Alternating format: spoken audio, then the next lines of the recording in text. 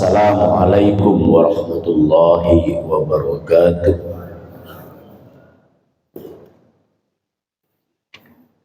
Alhamdulillahi wahdah sadaqa wa'dah wa nasara 'abdahu wa azza jundahu wa hazamal ahzaba wahdah. La ilaha illallah wahdahu la syarikalah. Muhammadan abduhu wa rasuluhu la nabiyya wa la rasula ba'dah. Allahumma salli ala sayyidina Muhammad wa ala alihi wa sahbihi ajma'in. Qala Allah ta'ala fil Qur'anil Karim, a'udzu billahi minasyaitonir rajim. Bismillahirrahmanirrahim. Ya ayyuhalladzina amanu taqullaha wa qulu qawlan sadida yuslih lakum a'malakum wa yaghfir lakum dhunubakum wa may yuti'illaha wa rasulahu faqad faza fawzan 'azima.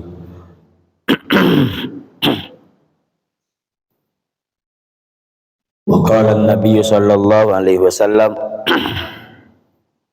ittaqillaha haitsuma kunta wa bi'is sayyi'atal hasanata tamhuha wa khaliqin nas bihuluqin hasanin. Usikum wa iyaya bitaqwallah faqad fazal muttaqun. Hadratil kiram, para alim ulama, kiai, masyayikh, asatidz wal asatidah, wabil khusus pengurus Masjid An-Nasruh beserta para jemaah. Mudah-mudahan semuanya sehat walafiat, panjang umur, murah rezeki, senantiasa istiqamah dalam taat kepada Allah Subhanahu wa taala. Putra putri kita menjadi generasi yang soleh dan solehah, keluarga sakinah mawaddah warahmah. Insyaallah kita mulia derajatnya di dunia dan di akhirat. Amin ya rabbal alamin. Alhamdulillah, kita bersyukur kepada Allah Azza wa Jalla. Pagi ini Allah berikan kesempatan kepada kita untuk bisa meningkatkan kualitas iman dan takwa, untuk bertaubat kepada Allah, mengurangi dan menghapus dosa hilaf, kesalahan yang pernah kita lakukan. Allah berikan kepada kita kesempatan untuk tawasau bil haq, tawasau bis sabr, saling mengingatkan, saling nasihat menasihati dalam kebenaran, serta nasihat menasihati dalam kesabaran. Insyaallah kesempatan yang mulia ini yang diberikan oleh Allah kepada kita bisa kita maksimalkan sehingga keberadaan kita di dunia menjadi hamba Allah yang terbaik, sebagaimana yang dinyatakan oleh Rasulullah, khairun nasi anfa'uhum linnas. Sebaik-baik manusia adalah yang paling bermanfaat di antara kalian semua terhadap orang lain. Alhamdulillahilladzi ahyana ba'dama amatana wa ilaihin nusur. Alhamdulillah, segala puji milik Allah yang telah memberikan kesempatan kembali untuk hidup ba'dama amatana, setelah semalam kita tidur.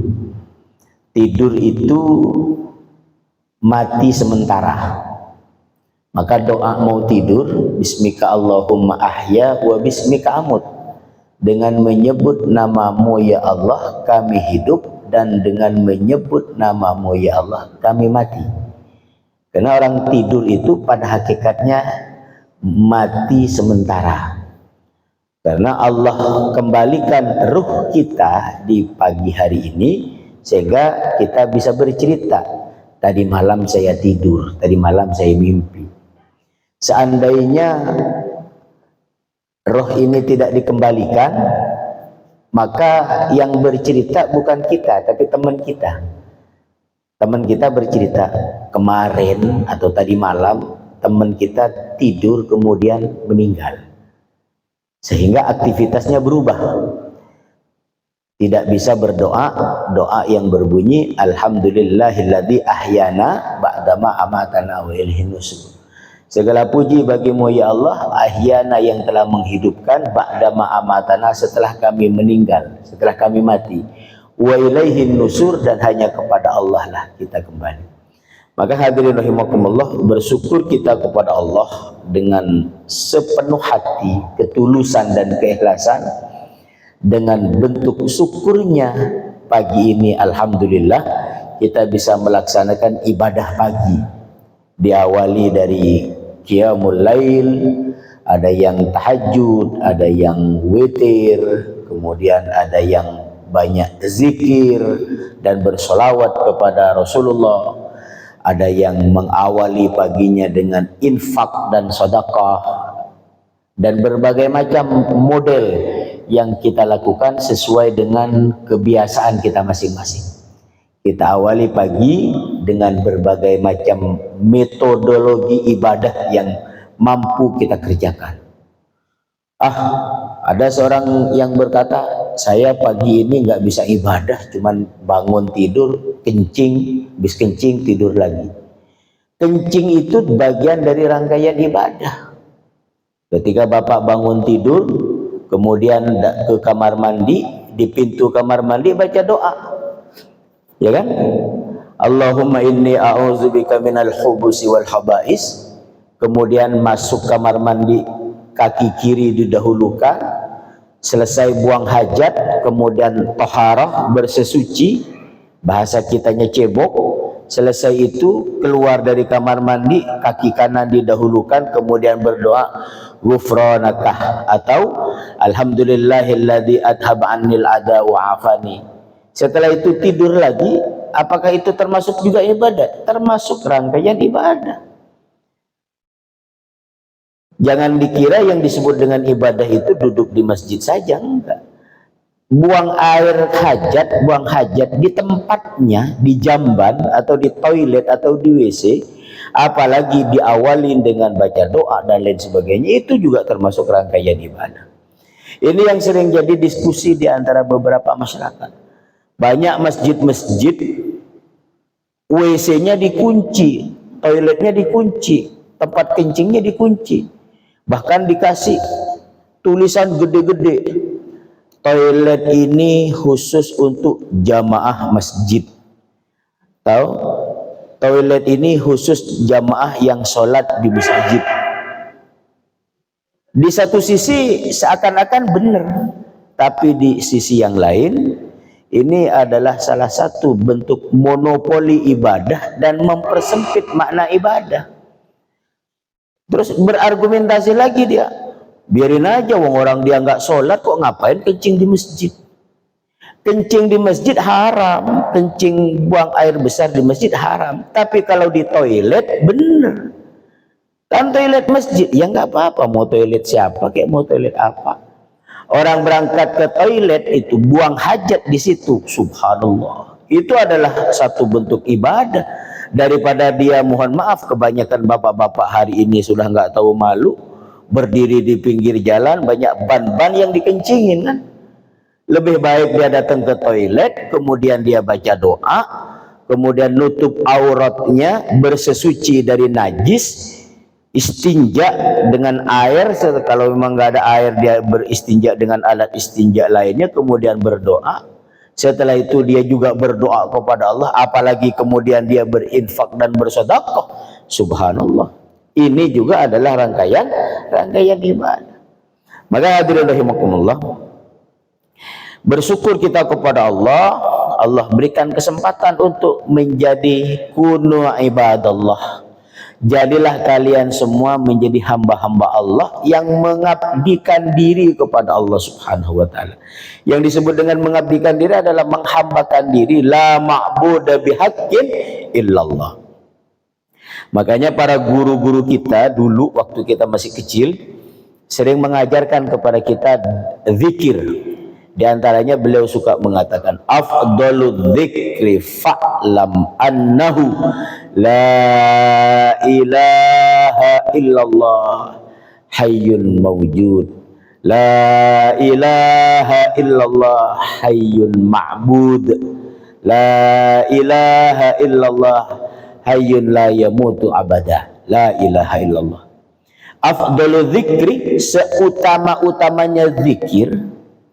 Afdalu dzikri, fa'lam, ketahuilah oleh kalian semua, la ilaha illallah, tidak ada ilah yang berhak disembah illallah, kecuali Allah. Muhammadur Rasulullah, dan Nabi Muhammad adalah utusan Allah. Makanya kemudian ulama ahli tauhid menyatakan lafaz la ilaha illallah itu ada rukunnya. Mohon maaf bapak-bapak, ibu-ibu, sering kita berbicara tentang rukun sholat, rukun wudu, rukun puasa. Rukun puasa ada berapa? Ada 3. Apa saja? 1, niat. Niat melaksanakan puasa. Makanya malam-malam kemudian sesudah tarawih bareng-bareng, nawaitu shauma ghadin an ada'i fardhu syahri ramadhan hadhihi sanati fardhu lillahi ta'ala. Gitu. Setelah niat apa? Meninggalkan segala macam bentuk yang membatalkan puasa. Yang ketiga apa? Ya berpuasa itu rukun puasa. Oh, apalagi haji ada rukunnya, kurban ada rukunnya, macam-macam. Ada yang sering kelewat, apa itu? 2 kalimat syahadat. Lafaz syahadat ada rukunnya. Apa rukun kalimat syahadat? Yang pertama, an-nafyu, mentiadakan segala macam bentuk Tuhan. Kita suka mengatakan lafaz la ilaha illallah. La, tidak ada. Ilaha, Tuhan.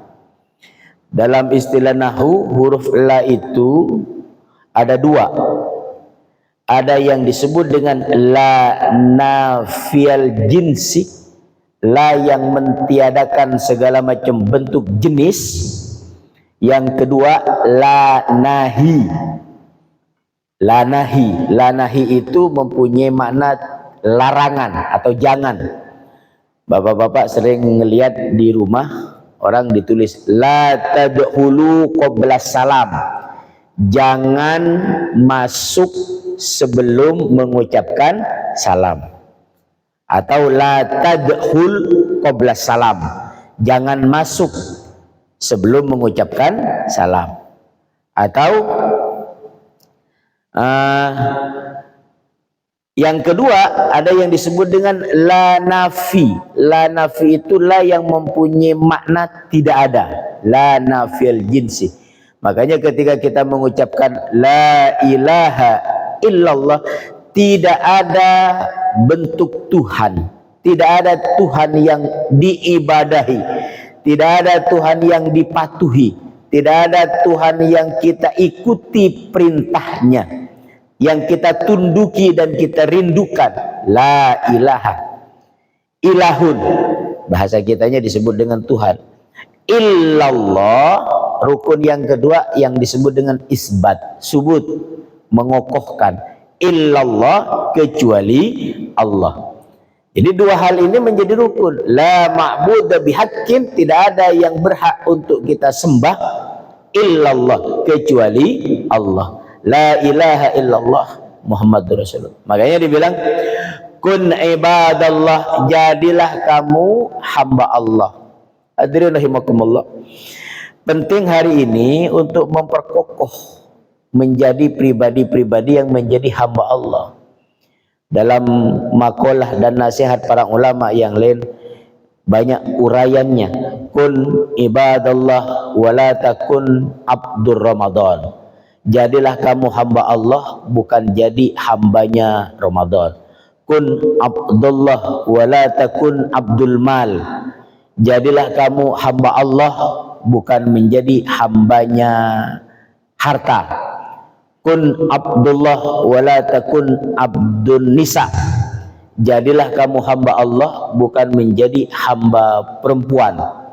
Dan berbagai macam diksi-diksi yang lain yang memberikan pelajaran kepada kita untuk mengokohkan tauhid hanya untuk menyembah Allah Subhanahu wa ta'ala. Kenapa statement ini terjadi, nasihat seperti ini terjadi? Karena sering terjadi pergeseran di antara beberapa hamba Allah. Kondisi di akhir zaman sering terjadi pergeseran. Penyebab pergeseran itu diantaranya adalah adanya pendidikan yang menggeser nilai. Adanya pendidikan yang menggeser nilai-nilai kebaikan. Mohon maaf, di Indonesia ini kita sering mendapatkan nilai-nilai pembelajaran yang dari sejak kecil sudah dipisah. Bapak Ibu sering mendengar ada pelajaran apa hari ini? Pelajaran umum, pelajaran agama. Kamu sekolah di mana? Sekolah di madrasah ibtidaiyah. Kamu sekolah di SD. Kamu sekolah di mana? Saya sekolah di MTS, Madrasah Sanawiyah. Kamu sekolah di SMP, sekolah menengah pertama. Itu Pak Guru, kalau yang itu Pak Ustadz. Istilah seperti ini sudah mendarah daging di kita. Kenapa? Karena memang sistem pendidikan kita dari awal sudah begitu. Sehingga, mohon maaf, ada di antara orang tua yang begitu perhatian kepada anaknya dalam bidang pendidikan yang satu dan mengabaikan proses pendidikan yang lain. Salah satu contoh, ketika pembagian rapot, biasanya nih, ini kan akhir tahun, anak cucu kita, pembagian rapot kita mewakili bapaknya atau ibunya datang ke sekolah, dapat penjelasan dari wali kelas. Anak ibu pelajaran matematikanya dapat sekian, pelajaran bahasa Inggrisnya dapat sekian, pelajaran fisikanya dapat sekian, pelajaran agamanya dapat sekian. Biasanya yang dikhawatirkan oleh orang tua, ketika mendapatkan nilai jelek di pelajaran matematika, bahasa Inggris, fisika. Tapi kalau pelajaran agamanya rendah, dianggap hal yang biasa. Ini sudah mendarah daging di tengah-tengah masyarakat. Orang tua begitu perhatian terhadap pendidikan anaknya. Kalau dia mau kursus bahasa Inggris, kursus renang, kursus komputer, atau kursus gitar, begitu serius orang tua mendampingi putra putrinya. Giliran anaknya nggak bisa baca Quran, nggak bisa sholat, nggak bisa ngaji, orang tuanya biasa-biasa saja. Sering kita lihat kalau pagi di beberapa sekolah itu terjadi kemacetan. Setelah kita lihat kenapa macet, oh banyak orang tua nganterin anaknya sekolah. Banyak orang tua nganterin anaknya sekolah, diantar pakai supir pribadi, ada yang diantar bermobil, berbagai macam model, sehingga sering terjadi kemacetan di titik-titik sekolah.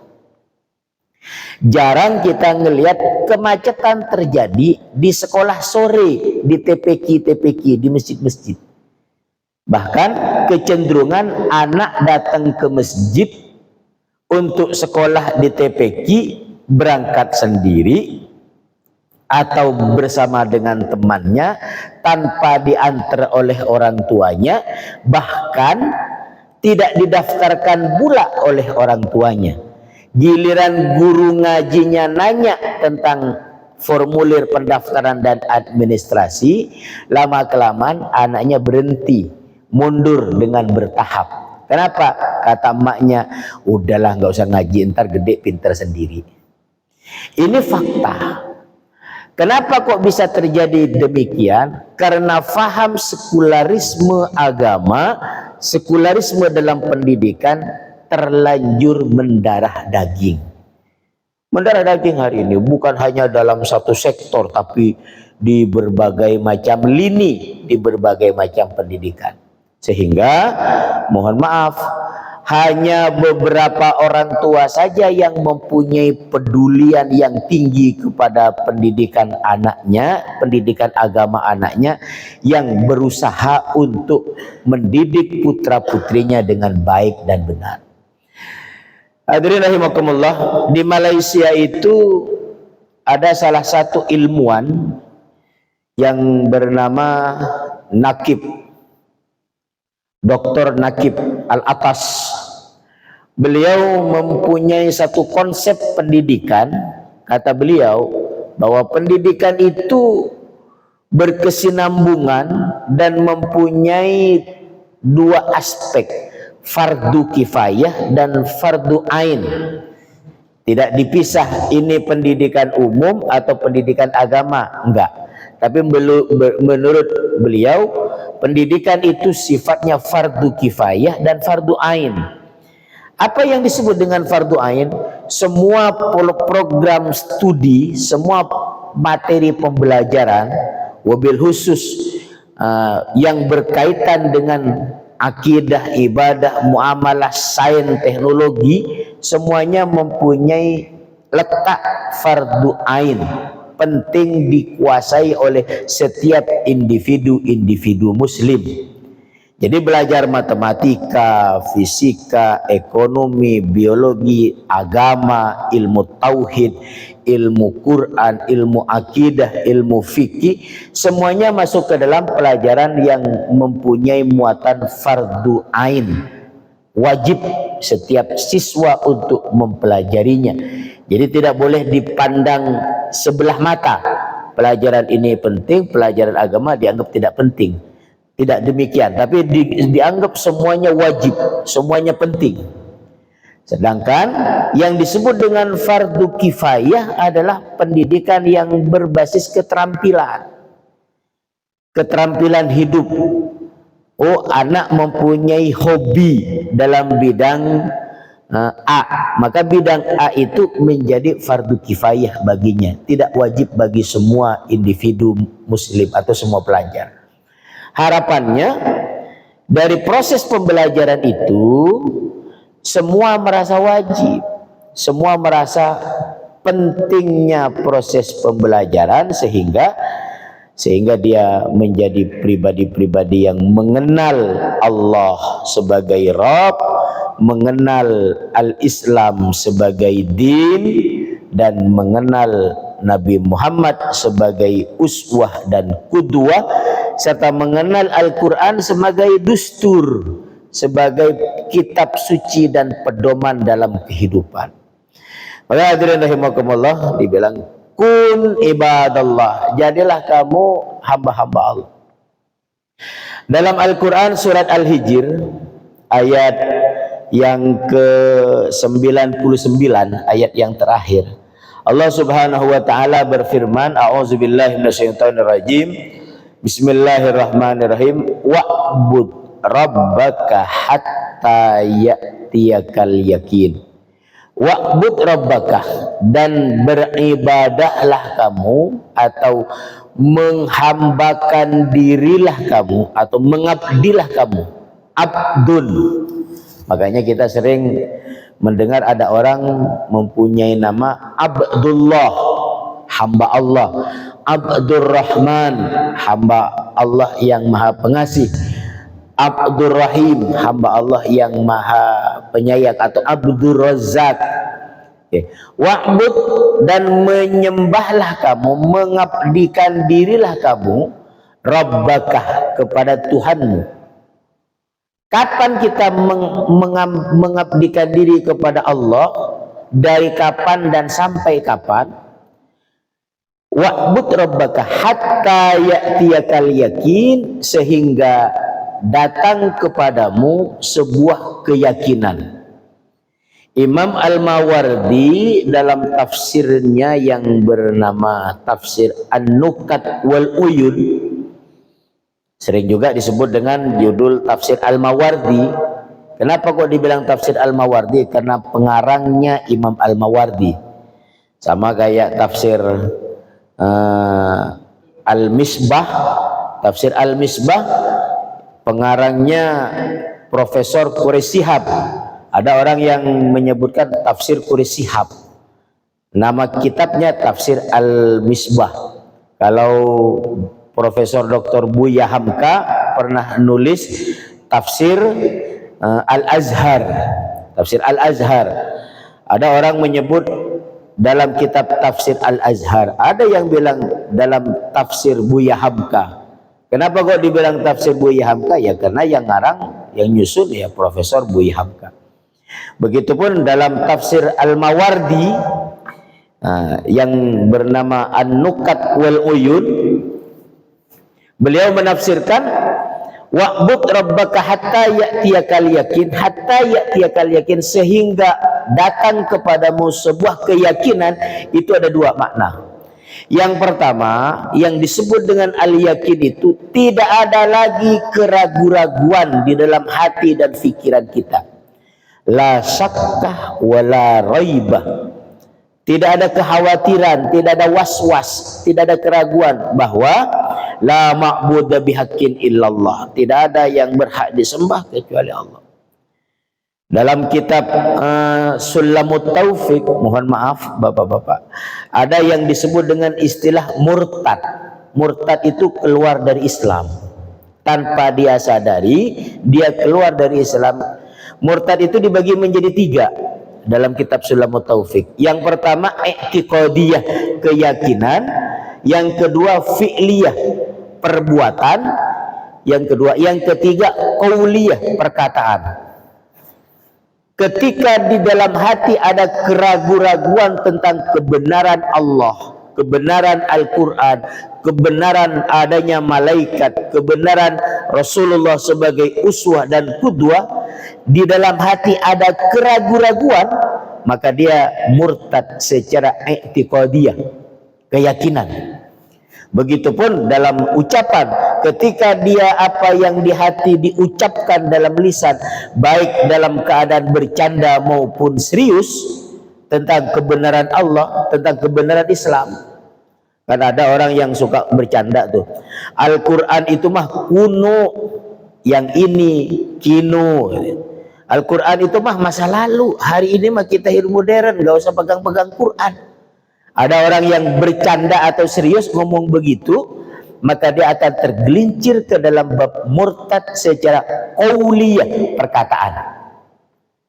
Atau ada orang yang suka ngomong begini, udah gak usah bawa-bawa agama, agama itu bikin repot, agama itu candu, agama mah adanya di masjid, di tempat lain jangan bawa-bawa agama, susah berkembangnya, susah suksesnya. Kalau kita bisnis bawa agama, susah kita hidupnya, nggak maju-maju kita. Perkataan ngomong demikian, maka dia terjerumus ke dalam murtad secara qauliyah. Apalagi di dalam hatinya memang meyakini bahwa adanya agama itu hanya untuk menghalang-halangi proses suksesnya, atau di dalam perbuatannya melakukan hal-hal yang dilarang oleh agama.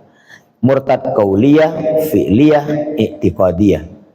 I'tiqadiyah itu keyakinan, fi'liyah itu perbuatan, qauliyah itu perkataan. Makanya dibilang wa'bud rabbaka, hendaklah kamu mengabdikan diri, menghambakan diri kepada Allah, hatta ya'tiyakal yakin, sehingga datang kepadamu keyakinan yang hakiki, keyakinan yang kokoh. Maka hadirin rahimakumullah, dalam rangka mengukuhkan keyakinan, Allah memerintahkan kepada kita rangkaian-rangkaian ibadah. Ya kan? Ada sholat 5 waktu, ada sholat Jumat, ada hari raya sholat hari raya Idul Fitri, hari raya Idul Adha. Ada rangkaian ibadah yang lain, ada infak, sedekah, wakaf, hibah. Kemudian ada akikah, kemudian ada kurban, kemudian ada ibadah-ibadah yang lain yang tidak diatur waktu dan tempatnya. Di antaranya adalah thalabul ilmi, silaturahim, kajian, diskusi, zikrullah, dan lain sebagainya. Semua itu adalah salah satu bentuk ikhtiari, usaha kita agar supaya mempunyai keyakinan yang kokoh, keyakinan yang kuat, sehingga dia mampu berusaha mengucapkan la ilaha illallah di dalam hati, pikiran, perasaan, lisan, dan perbuatan. Hatta ya'tiyakal yakin itu di situ, nggak ada keraguan lagi. Sehingga seperti apa yang diyakinin oleh Abu Bakar As-Siddiq, ketika ada orang mulai ragu terhadap kebenaran Nabi Muhammad, peristiwa Isra dan Mi'raj, masyarakat Mekah kemudian bertanya kepada Abu Bakar, wahai Abu Bakar, saya mendengar bahwa Nabi Muhammad telah melakukan perjalanan dari Mekah Masjidil Haram ke Palestina Masjidil Aqsa dalam waktu 1 malam, kemudian Mi'raj ke Sidratil Muntaha, kemudian pulang lagi ke Masjidil Haram, ditempuh dalam waktu 1 semalam. Apa jawaban Abu Bakar? Kamu dapat berita itu dari siapa? Kamu dapat kabar itu dari siapa? Orang yang membawa kabar itu kemudian berkata, saya dapat berita itu dari Nabi Muhammad. Nabi Muhammad bercerita begitu.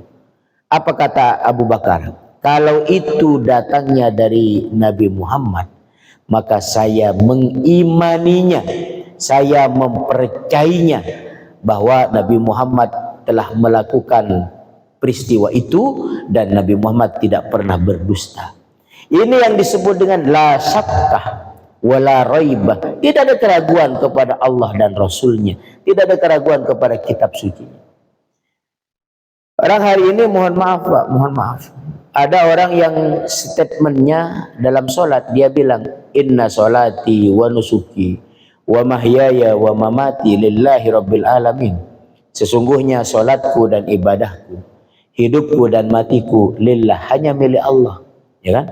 Akan tetapi ketika sesuatu terjadi pada dia, dia mencari makhluk terlebih dahulu, bukan mencari Allah. Dia lebih percaya terhadap ikhtiar daripada bertawakal kepada Allah Subhanahu wa ta'ala.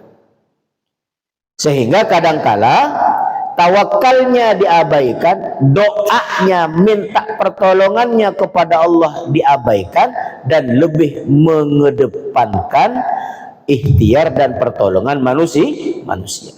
Seakan-akan ragu terhadap keyakinannya terhadap Allah Subhanahu wa ta'ala. Makanya ibadah itu harus sampai ke level tadi, la syakkah wala raibah. Ini yang pertama. Yang kedua, dalil usul fikihnya, ulama ahli usul fikih menyatakan, masih pembahasan yang pertama la syakkah, al yakinu la yuzalu bisyak. Keyakinan itu tidak boleh dirusak oleh keraguan-raguan. Dalam penjelasan yang lain, da'ma yaribuka ila ma la yaribuk. Tinggalkan yang membuat kamu ragu-ragu dan kerjakan sesuatu yang tidak membuat kamu ragu. Dalam rangkaian ibadah dan keyakinan kita, jangan sampai ada ragu. Memang keraguan-raguan itu sengaja dibisikkan oleh iblis, yang disebut dengan dalam surat An-Nas, alladzi yuwaswisu fi sudurin nas minal jinnati wan nas. Dialah iblis yang membisikkan keraguan-raguan kepada manusia dari bentuk makhluk yang berbentuk jin maupun yang berbentuk manusia. Sengaja menghembuskan keraguan-raguan. Sehingga di dalam beribadah kita dibikin tumanina. Jangankan dalam ibadah sosial Pak, Bapak dan Ibu yang saya muliakan, dalam ibadah mahdhah saja seperti sholat sering kita dibikin ragu. Makanya saya bilang sholat itu menghadap Allah, jangan traveling. Seringkali kalau lagi sholat itu pikirannya kemana? Allahu Akbar, baru kerasa iya, rumah belum dikunci, motor ada di luar, oh kunci masih nyantol di motor. Seringkali ketika kita udah mulai beribadah, keraguan timbul kemana-mana. Oke, dan lain sebagainya lah contohnya. Oke, la syakka wa la raibah. Al yakinu la yuzalu bisyak. Makna yang kedua, hatal maut. Al yakin itu adalah kematian. Jadi ketika dinyatakan wa'bud rabbaka hatta ya'tiyakal yakin, beribadahlah kamu bukan sampai kaya, bukan sampai sukses, bukan sampai jadi pengusaha terkenal, bukan sampai jadi anggota DPR, bukan.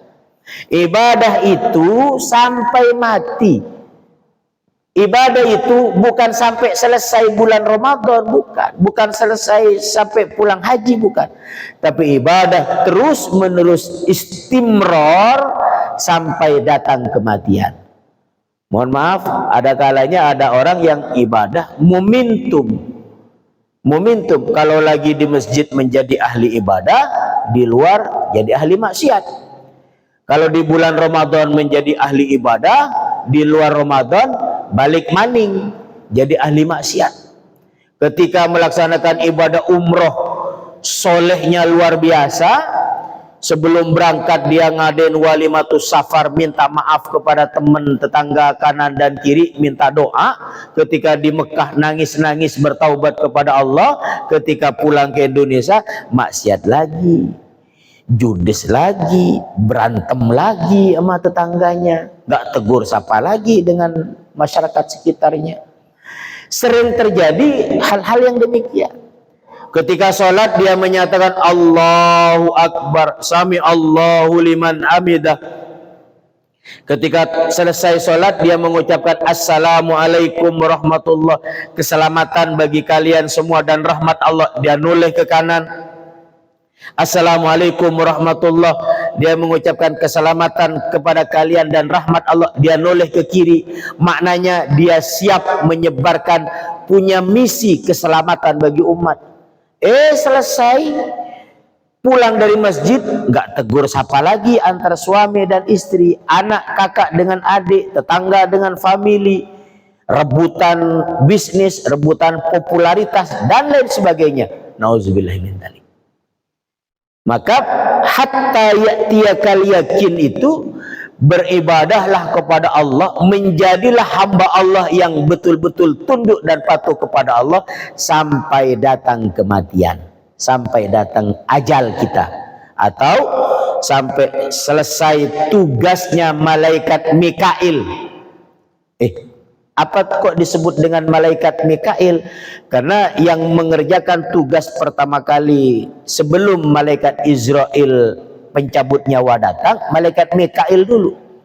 Ketika kata malaikat Mikail, ini orang jatah rizkinya sudah tidak ada, sudah selesai, maka malaikat Mikail koordinasi dengan malaikat Israel. Wahai malaikat Israel, tugas saya sudah selesai, sekarang tugasmu malaikat Israel untuk mencabut nyawa. Kata malaikat Israel koordinasi dengan malaikat Raqib dan Atid. Saya mau mencabut nyawanya seseorang, silahkan kamu saksikan dia masuk husnul khotimah atau su'ul khotimah, catat amal baiknya dan amal buruknya. Baru kemudian dijemput oleh malaikat rahmat untuk dibawa ke malaikat mungkar dan nakir. Mereka berkoordinasi dengan baik dan benar. Makanya insya Allah ketika ayat menyatakan idza jaa ajaluhum la yastakhiruna sa'ah wa la yastaqdimun, apabila ajal telah tiba, tidak maju dan tidak mundur, karena malaikat yang ditugaskan oleh Allah sudah saling berkoordinasi untuk melaksanakan tugasnya masing-masing. Hattal maut, beribadahlah kamu, menjadilah hamba Allah sampai datang kematian. Dalam surat Ali Imran Allah kemudian menyatakan, ya ayyuhalladzina amanu taqullaha haqqa tuqatih wa la tamutunna illa wa antum muslimun. Wahai orang-orang yang beriman, bertakwalah kamu kepada Allah dengan sebenar-benarnya takwa, dan janganlah engkau meninggal dunia kecuali dalam keadaan Islam atau dalam keadaan berserah diri kepada Allah Subhanahu wa taala. Hadirin rahimakumullah, ini pengantar pagi ini, mudah-mudahan bisa kita fahami. Saya persilahkan kalau ada satu dua untuk didiskusikan, kami persilahkan.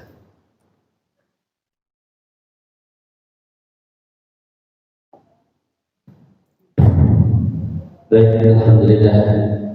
Masuk ke diskusi, saya serahkan jawab kepada jemaah yang berada di seperti ini.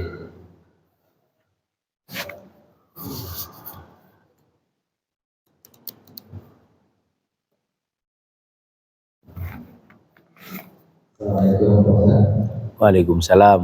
Izin tanya Ustaz, nanti ada harapan dari dua yang sampai yang batal kita sering yang kita sudah topik itu kita sering bergeser. Nah, tidak tanpa terasa itu membatalkan jadi portal kita. Lalu yang peraturan yang kedua kita yang saya bilang bahwa kita terkadang sering mendahulukan usaha daripada Allah. Dan saya dengar dari tiga orang ini adalah kedudukannya usaha itu apakah tidak tawakal atau dengan usaha. Terkait nanti bergeser jadi portal itu. Baik, terima kasih. Bisa ditangkap ya? Paham? Ya. Ya. Langsung dijawab apa yang ya? Langsung. Oke. Bismillahirrahmanirrahim.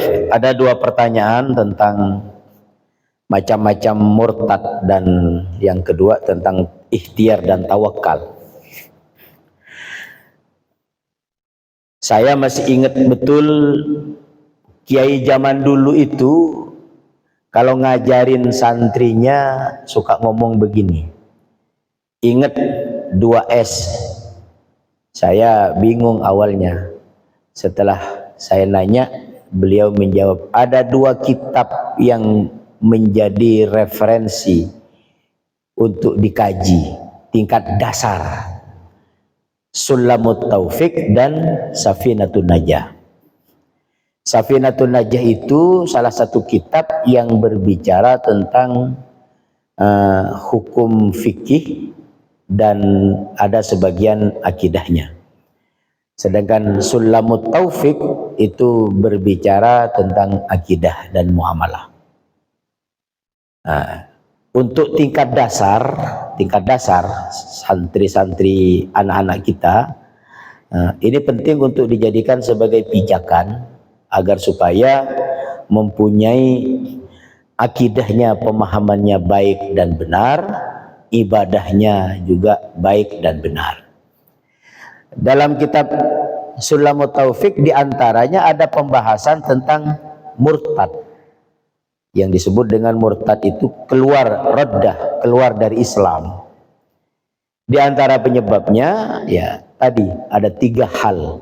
Secara i'tiqadi, keyakinan, ketika di dalam keyakinan ada keraguan-raguan tentang kebenaran Allah, tentang konsep ketuhanan, ya kan? Kemudian tentang kebenaran Al-Quran bahwa itu adalah kalamullah, tentang kerasulan para nabi dan tentang kebenaran al-Islam, di dalam hatinya ada keraguan, maka muncul sifat atau riddah tadi, murtad secara i'tiqadi. Makanya kemudian agar supaya hal itu tidak terjadi kepada kita dan anak-anak kita, bahasa lainnya, doktrin keyakinan kepada Allah itu penting untuk kita fahamkan. Salah satu ikhtiar usaha yang dilakukan apa? Ketika anak kita masih kecil, kita adanin di telinganya, diikomatin di telinga kirinya. Kemudian kita biasakan perdengarkan kalimatut thayyibah. Kemudian kita bimbing dia untuk mengenal Allah melalui alam semesta, lingkungan, melalui masjid, majelis taklim dan lain sebagainya, adalah salah satu bentuk ikhtiar dohir yang kita lakukan.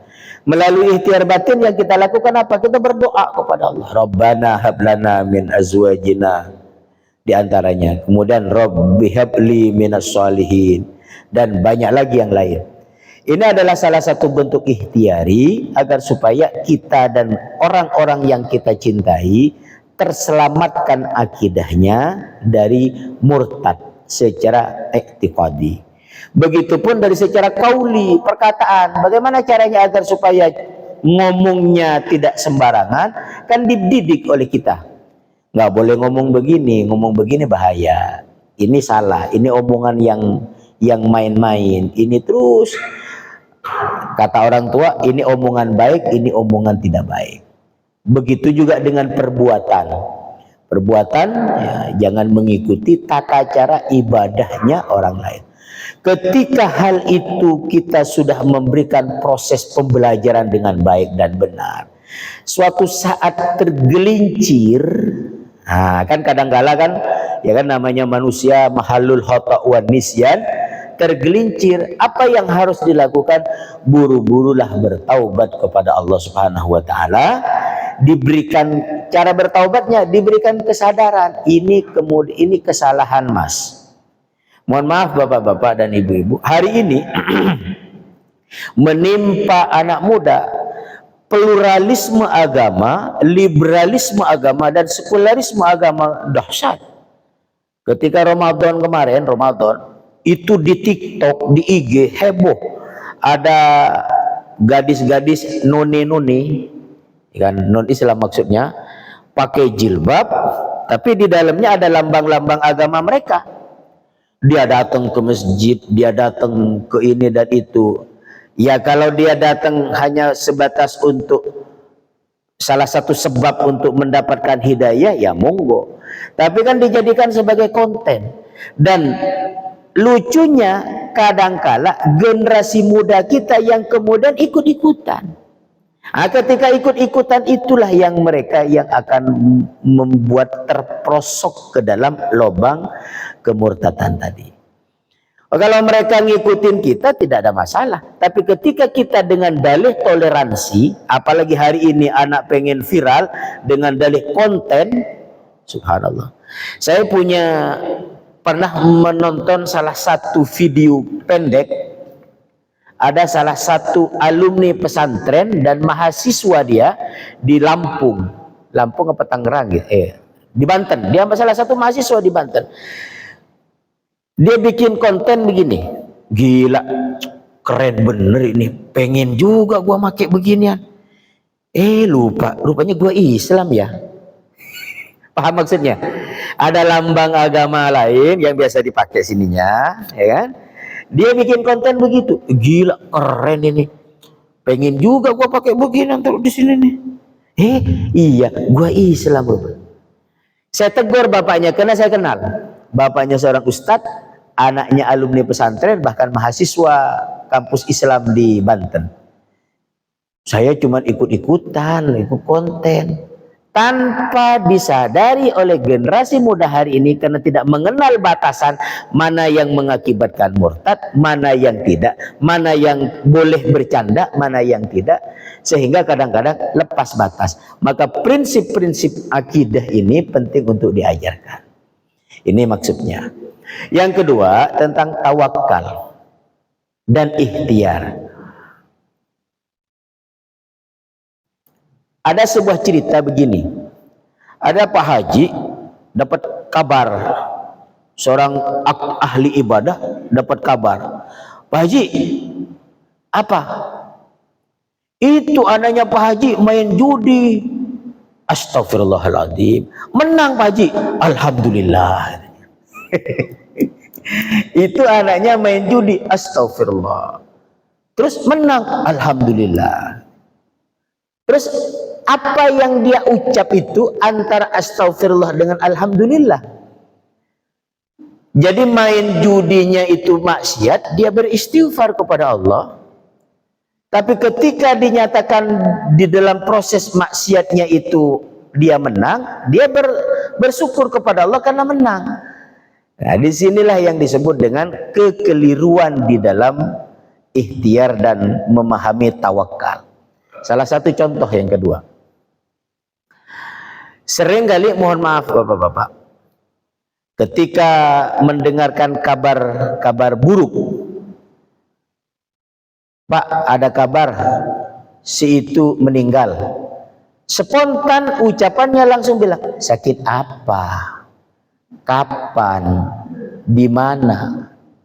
Padahal Islam mengajarkan ketika mendapatkan kabar buruk, yang harus terlontar dari lisannya adalah kembalikan urusan kepada Allah Subhanahu wa taala.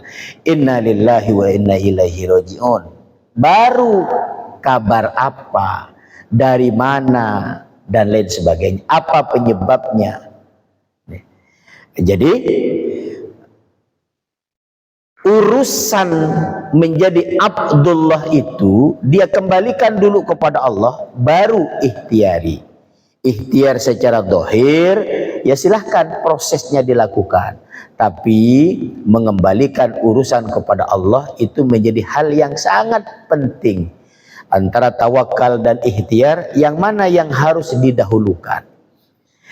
Mengembalikan kepada Allah itu diantaranya yakin bahwa semua yang terjadi itu adalah kudrat dan iradah dari Allah, dan kemudian hasil yang didapat pun juga karena kudrat dan iradah dari Allah. Kalau kata para ulama, ana urid antum turid nahnu nurid wallahu yurid wallahu ya'lamu bima yurid. Kita punya keinginan, semua punya keinginan, tapi Allah juga punya keinginan, dan Allah Maha mengetahui tentang keinginan kita, dan Allah mengetahui apa keinginan kita yang akan dikabulkan oleh Allah, dan keinginan apa yang Allah berikan kepada kita semua. Subhanallah. Hadirin rahimakumullah, itu saja mungkin jawaban dari pertanyaan pertama. Baik, saya rasa cukup karena sudah siap. Baik, Bapak Ibu yang Allah Subhanahu wa taala, mari sama-sama sebelum kita meninggalkan majelis kita ini kita berdoa, kemudian melaksanakan salat sunnah Isra, dan dilanjutkan diskusinya di rumah pergerakan Nasr. Untuk berdoa mohon Pak Yai. Al-Fatihah. Alhamdulillahirabbil alamin.